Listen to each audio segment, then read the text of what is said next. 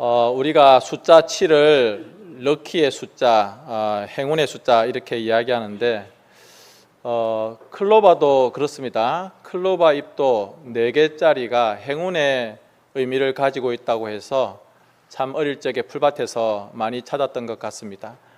앞에 우리 이 권사님 안 보시네요. 소녀 때 많이 뽑아 보셨어요? 네잎 클로바? 예. 우리 안사돈 권사님도 소녀 할 때 지금도 뽑고 있습니다. 이금숙 집사님은 어떻습니까? 어릴 적에 소녀 할 때 온 두류 마을을 다니면서 네잎 클로바 찾아보셨습니까? 그런데 우리가 그 네잎 클로바를 찾아서 참 행운이 있겠다. 그리고 시집이나 이런 책에다가 책갈피로 넣어두기도 하죠. 그 네잎 클로바, 행운의 그 클로바를 찾기 위해서 애꿎은 세잎 클로바를 얼마나 뜯었습니까?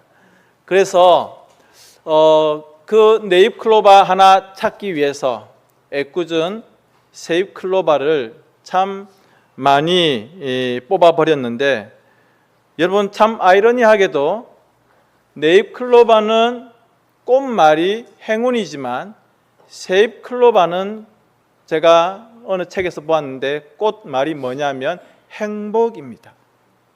행운을 하나 발견하기 위해서 얼마나 많은 행복을 주워 뜯었는지 한번 생각해 보는 시간입니다. 여러분들은 지금 자신을 행복하게 하는 그런 행복 가운데 살고 계십니까? 그리고 내 인생길에서 마치 그 푸른 풀밭에서 하나의 네잎 클로바를 찾아서 마음이 기뻤던 것처럼 그런 행복을 지금 누리고 계십니까? 아니면 아직도 나는 행복하지 못하기 때문에, 아직도 나는 행운을 발견하지 못했기 때문에 지금도 열심히 추구하며 노력하고 그렇게 계십니까? 요즘도 로또가 인기인 것 같습니다. 그래서 복권을 가끔씩 사는 분들이 계십니다. 그런데 복권을 사서 일주일은 참 기대가 되고 마음이 콩닥콩닥 하는데 발표하는 날 되면 여전히 그냥 휴지통에 던져버리는, 내 인생에 한번 대박이 터졌으면 좋겠는데 로또와 같은 그런 대박이 있었으면 나는 참 행복할 텐데 라고 생각하지만 우리 인생이 그렇지가 않습니다. 혹시 우리는 그 하나의 로또와 같은 행운을 위해서 많은 행복들을 버리고 잃어버리고 있지는 않는가 생각해 보는 것입니다. 1998년에 우연히 이 폴 쿤이라고 하는 26살 청년이 복권 1등에 당첨이 되었습니다. 그는 회사에서 평범하게 자동차를 수리하는 수리공이었는데 복권 엄청난 금액의 이 복권에 당첨되고 나니 많은 사람들에게 굉장히 유명한 인물이 되었습니다. 사람들은 저마다 저 폴 쿤이가 이제는 인생 완전 피었다, 정말 행복하겠다 그렇게 생각을 했습니다. 폴 쿤이는 직장을 때려치우고 복권으로 받은 그 엄청난 돈들을 흥청망청 쓰다가 11년 만에 파산하게 되고 거지꼴이 되고 말았습니다. 그리고 아내와 이혼하면서 엄청난 위자료를 물게 되었고 또 재혼했는데 그 재혼도 실패로 돌아가고 말았습니다. 가정도 깨지고 그리고 친구들도 다 떠나버리고 말았습니다. 복권에 당첨되었던 이 행운의 폴 쿤이는 파산과 실패자가 되고 말았습니다. 그에게 찾아왔던 로또 1등의 그 행운은 그가 가지고 있던 평범했던 모든 행복들을 다 빼앗아가고 말았다는 것입니다. 여러분, 이 시간 저는 여러분들에게 솔직하게 말씀드리고 싶습니다. 우리는 행복하고 싶어요. 그런데 행복하기 위해서 제일 먼저 추구하는 것은 돈을 벌어야 되겠다, 이런 생각을 가집니다. 왜냐하면 물질이 돈이 있어야 나는 행복하다라고, 그리고 보통의 사람들이 다 그렇게 생각을 합니다. 나에게 돈이 있고 나에게 황금이 있어야 나는 행복할 수 있다라고, 소유가 있어야 행복하다고 생각하는 사람들이 많이 있습니다. 그런데 돈은 많이 벌었는데 내 저금통에, 그리고 내 그 보물창고에 엄청난 재물이 있는데 그 모든 것들을 우리가 누리지 못하고, 혹은 갑자기 어떤 일로 인하여서 그것을 다 누리지 못한다고 한다면 비참하지 않겠습니까? 돈은 있는데 행복하지 않아요. 황금은 가지고 있는데 행복하지 않아요. 사람들은 소유가 행복이라고 말을 합니다. 집의 평수가 넓으면 행복한가요? 좋은 차를 몰고 다니면 행복합니까? 그것은 진정한 행복이라고 말할 수가 없습니다. 내가 가졌다고 해서, 내가 얼마만큼의 그런 돈을 현재 소유하고 있다고 해서 진정으로 행복한 사람이다, 그렇게 말씀을 드릴 수가 없을 것 같습니다. 우리가 살아가는 인생에 그런 일들이 너무 가득하죠. 잘 아는 이야기를 하나 말씀합니다. 중국의 한 젊은이가 들에서 아주 뛰어난 명말을 한 마리 구했습니다. 집으로 가지고 왔죠. 사람들은 그 청년과 그 말을 보면서 야, 저 젊은이가 정말 큰 행운을 찾았다, 그렇게 이야기를 했습니다. 그런데 들에서 가지고 온 말이기 때문에 길을 들여야 되죠. 그래서 이 젊은이가 그 좋은 말을 타고 이렇게 달리다가 떨어져서 다리가 불구가 되었습니다. 그래서 사람들이 하는 말이 저 말이 행운의 말이 아니라 불행한 말이다, 그렇게 이야기를 했죠. 그런데 얼마 지나지 않아서 그 나라에 큰 전쟁이 일어났습니다. 나라에서 군인들을 징병하죠. 그리고 이 마을에도 젊은 사람들을, 남자들을 다 군인으로 불렀습니다. 그런데 그 젊은 청년들이 다 전쟁터에 가서 죽거나 크게 다쳤을 때 이 청년은 다리가 불편했기 때문에 전쟁터에 가지 않았고 그 난리 가운데 생명을 지킬 수가 있었다. 여러분들이 잘 아는 세옹지마의 이야기입니다. 자, 여러분, 우리가 가지고 있다고 해서 정말 행복할 것일까? 또는 내가 잃어버렸다고 해서 나는 불행한가? 조금 일이 잘 되면 기쁘고 조금 일이 안 되고 꼬이면 불행하고, 우리는 항상 그렇게 단순하게 생각을 합니다. 그러나 세상의 것을 내가 가졌다고 해서 행복한 것도 아니고, 지금 내가 가지고 있는 것을 조금 잃어버렸다고 해서 불행한 것도 아닙니다. 일이 잘 풀린다고 해서 나는 행복하다, 그렇게 좋아할 것도 아니고, 일이 안 풀리고 꼬였다고 해서 그렇게 낙심하거나 좌절할 것도 없습니다. 이 땅의 모든 것들이 다 지나가고, 또 하나님께서 하시는 일들은 얼마든지 달라질 수 있다는 것이죠. 여러분, 그러니까 이 땅의 어떤 그 소유에 너무 우리의 마음을 쏟지 말았으면 좋겠습니다. 너무 많은 것을 가지려고 나의 모든 힘과 에너지를 낭비할 것은 아니다, 그렇게 말씀을 드리는 것입니다. 그래서 없어지고 사라질 것 같은 그런 세상의 돈이나 그런 것들에 우리의 인생을 낭비하고 힘을 쏟지 말고, 무엇이 진정으로 가치가 있는가, 무엇이 진정으로 나를 행복하게 할 수 있는가, 그것을 찾아서 그것에 힘을 기울이는 우리가 되어야 될 것입니다. 오늘 성경 말씀을 보십시오. 예수님께서는 의도적으로 그라사라고 하는 지방에 가셨습니다. 거기서 귀신에 들려있는 한 사람을 만났습니다.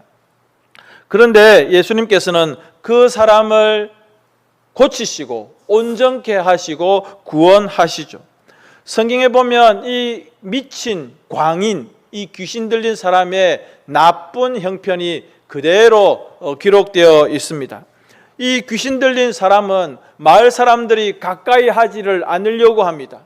그 미친 사람 때문에 마을의 사람들이 평화가 깨지고 이 사람 때문에 많이 불편합니다.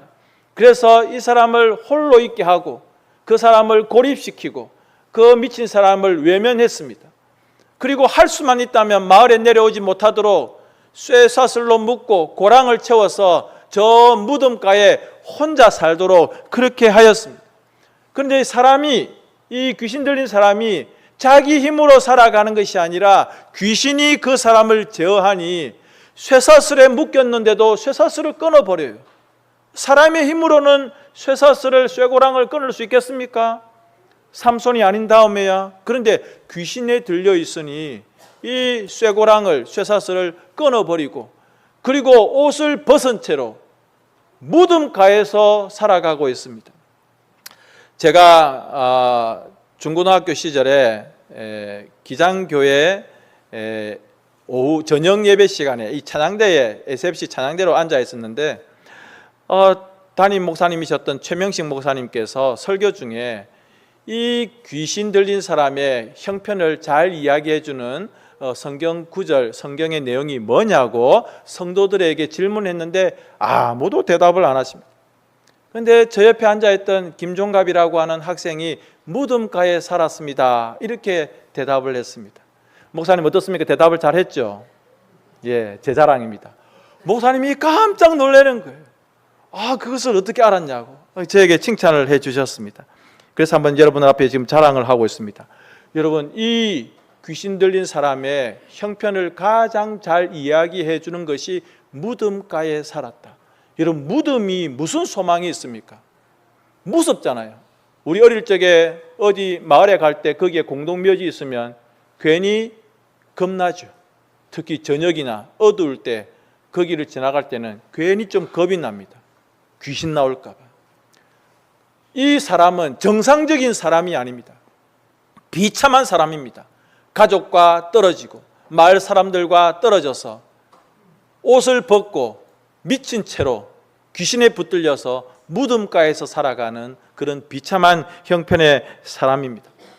사람들은 이 귀신 들린 사람이 마을에 내려올까 봐 아주 골머리를 마을에 무슨 잔치를 하는데 이 귀신 들린 사람이 내려오십시오. 잔치가 그냥 완전히 깨집니다. 무슨 평상시에 무슨 일을 하려고 해도 이 사람과 만나면 그냥 모든 것이 다 깨집니다. 그래서 어떻게 해서든지 이 사람을 안 만나려고 하고 이 사람과 거리를 두고 자기들만 살고 이 사람은 고립시키면서 그렇게 살았습니다. 누구 하나 이 사람을 좀 도와줘야 되겠다, 누구 하나 이 귀신 들린 사람을 좀 챙겨줘야 되겠다, 이런 생각을 아무도 가지지 않습니다. 마을 사람들이 가지고 있는 가장 큰 소망은 어쩌든지 저 사람 마을에 못 내려오도록 하라.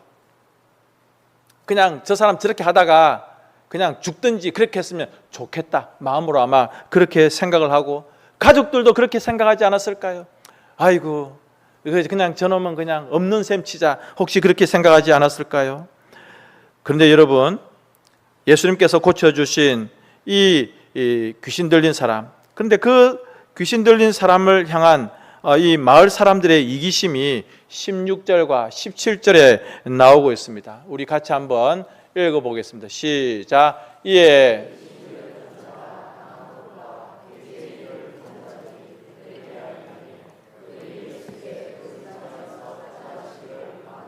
여러분, 이게 무슨 말입니까? 예수님께서 이 광인을, 귀신 들린 사람을 온전하게 해 주셨습니다. 그런데 그 사실을 알게 된 마을 사람들이 예수님을 만나서 하는 말이 예수 선생님, 우리 마을을 떠나주세요 라고 하는 것입니다. 잔치를 벌려야 되지 않습니까? 좋아해야 되지 않겠습니까? 아니, 그동안 그렇게 자기들의 숙제거리였던, 문제거리였던 이 사람이 온전케 되었는데 이제는 옷을 차려입고 예수님 앞에 무릎을 꿇고 있는데 그 사람을 그들이 목격했음에도 불구하고 무슨 이유 때문에 예수님을 자기 마을에서 떠나라고 합니까? 이런 이기적인 말을 하고 있습니까? 오히려 그들이 해야 되는 말은 무엇입니까? 예수 선생님, 너무 감사합니다.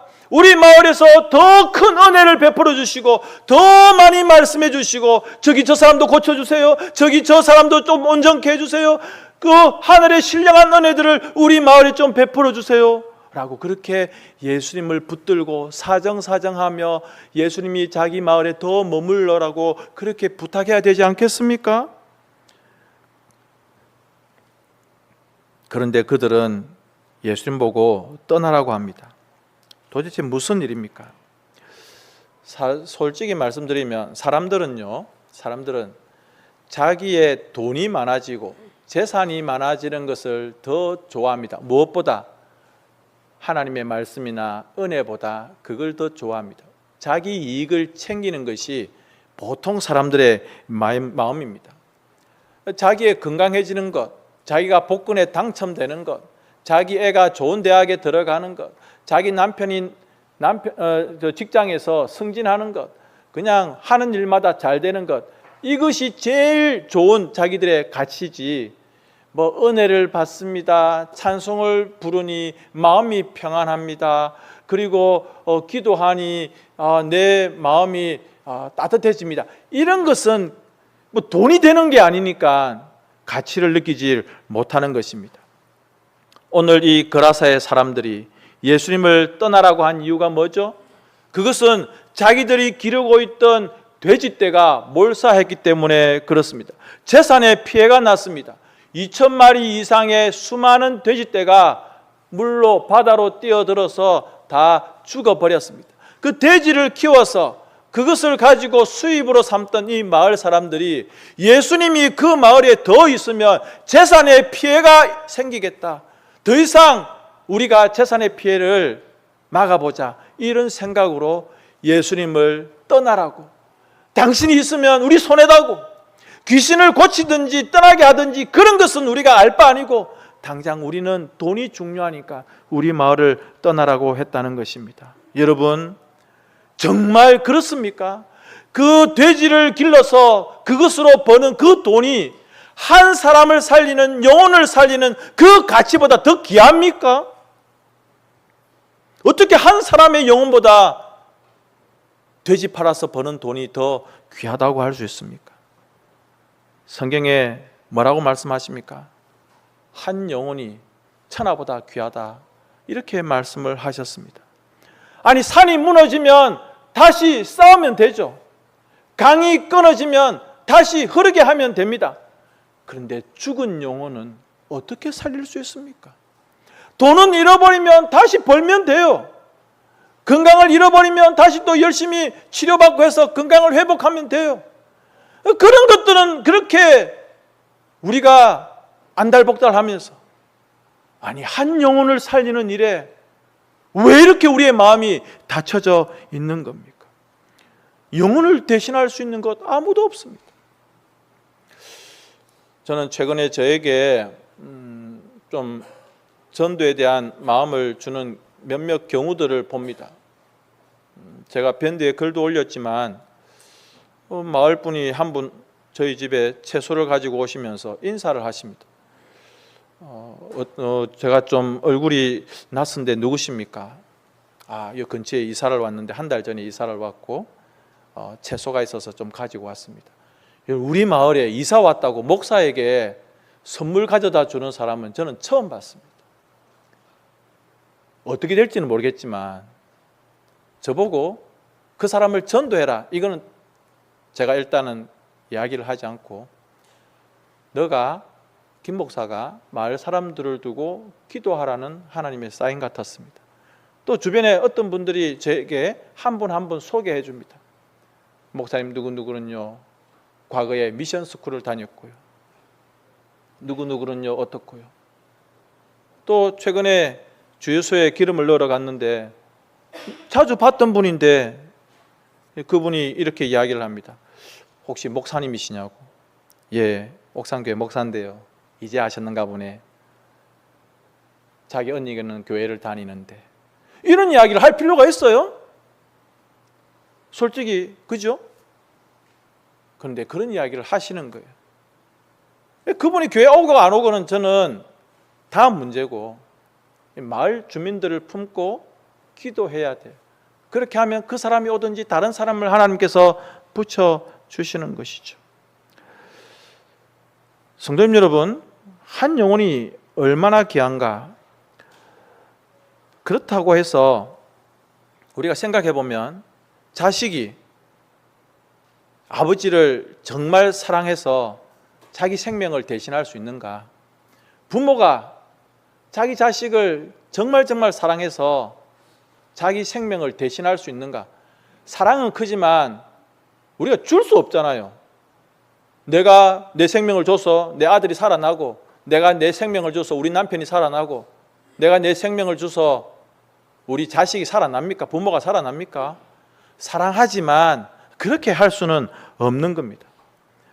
그분들의 그 영혼이 망하면 우리가 무슨 힘으로 그분들을 구할 수가 있고 대신할 수가 있겠습니까?